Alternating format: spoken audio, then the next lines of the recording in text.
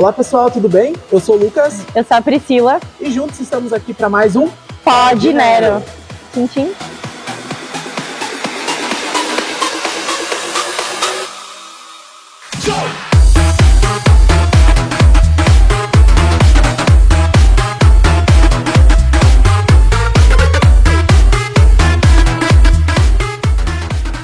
Lu, hoje então a gente vai falar de um tema um tanto quanto polêmico, um tanto quanto não explorado. Afinal, espumante e inverno combina? Na verdade, espumante combina com tudo, né? Então... Primeira resposta, extrema... Acabou, era isso. Temos o podcast. O espumante acaba sendo uma bebida muito subestimada, né, Pri? Então, a gente entende que é uma bebida atrelada a comemorações, festividades, momentos especiais.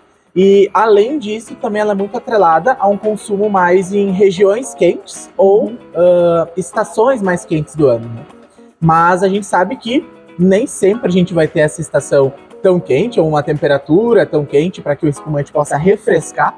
E geralmente a gente consome o espumante mais gelado, né? Mais refrescado. E o que vai acontecer é que a gente pode também colocar esse espumante no nosso inverno, num dia mais frio. Só que a gente tem que saber escolher qual espumante e também quais os acompanhamentos que vão deixar aquele momento de consumo mais prazeroso, mais confortável, né?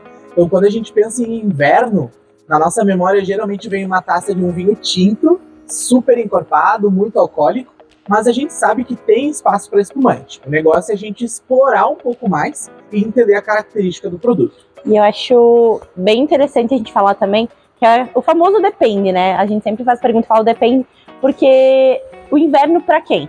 A gente sabe que o inverno no Rio Grande do Sul não é o mesmo inverno que no Rio, não é o mesmo inverno que na Bahia.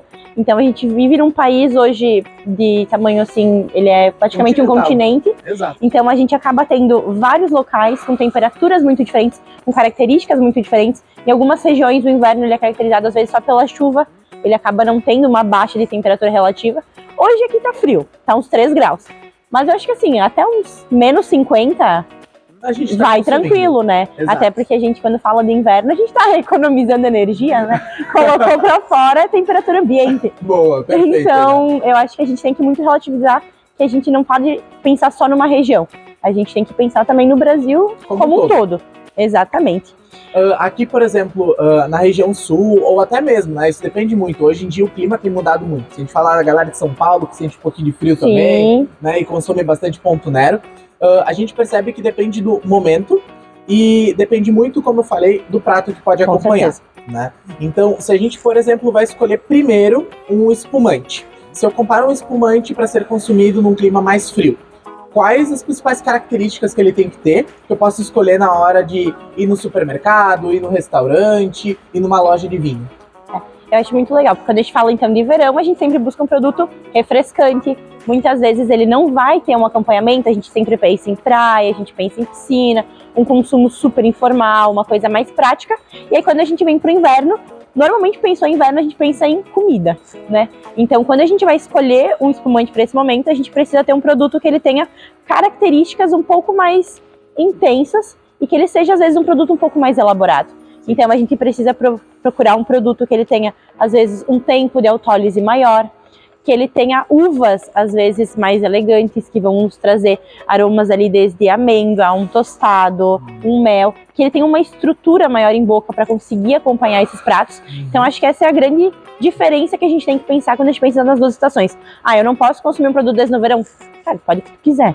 Exato. Óbvio, sempre. Mas quando as regras total, né? Totalmente.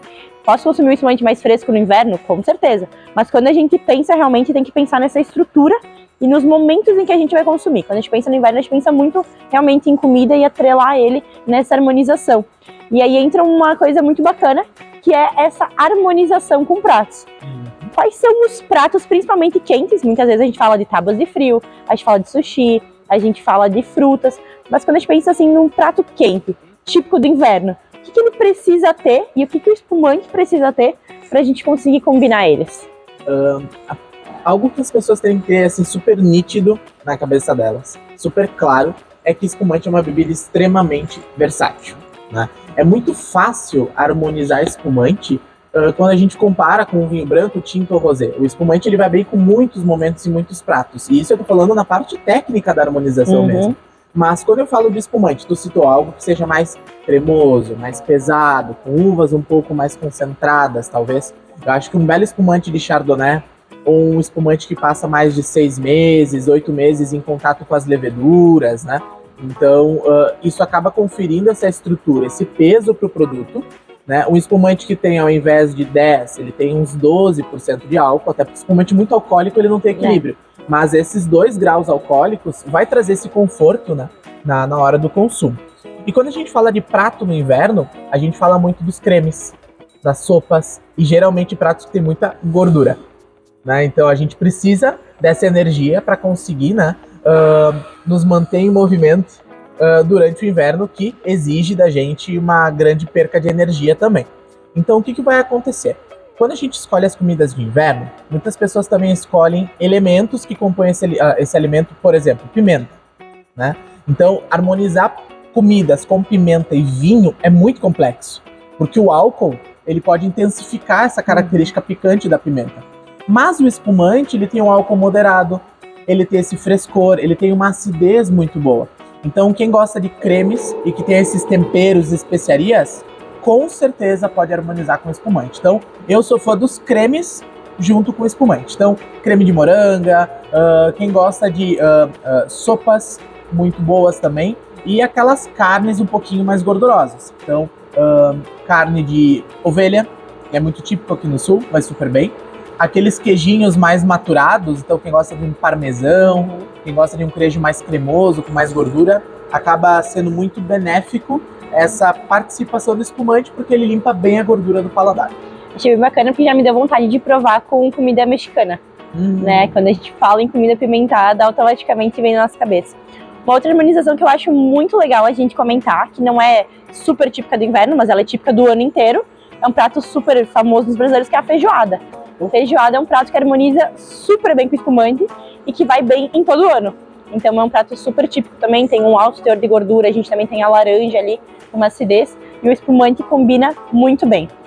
Eu acho que de pratos quentes a gente tá super bem servido. Agora me deu vontade de comer uma feijoada. Ele me deu vontade de comer burrito. Então a gente percebe que são comidas muito intensas. É muito difícil que a bebida ela se sobressaia a essas comidas, porque elas têm muita informação. Mas o espumante ele funciona realmente como uma forma de limpar o paladar e resgatar o frescor que essa comida tão concentrada em sabor, e tempero e gordura vai ter. E agora, Pri, por exemplo, a gente falou das comidas salgadas, dos pratos quentes. Se a gente fala um pouquinho também de sobremesa. Eu acho que inverno ele pede série, coberta, sofá e doce, né? Bom, qualquer época do ano pede doce. Mas eu acho que é importante a gente pensar em algumas sobremesas super práticas, não aquela coisa super elaborada que a gente vai precisar de pensar, fazer de um dia para o outro, mas coisas que a gente come de forma super prática e que pedem um espumante. Acho que uma coisa que combina super bem e que todo brasileiro faz em casa é o brigadeiro.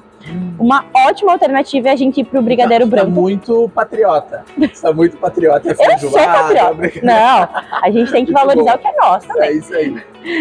O brigadeiro, principalmente o branco, que é mais fácil ainda, não precisa nem colocar o chocolate, né?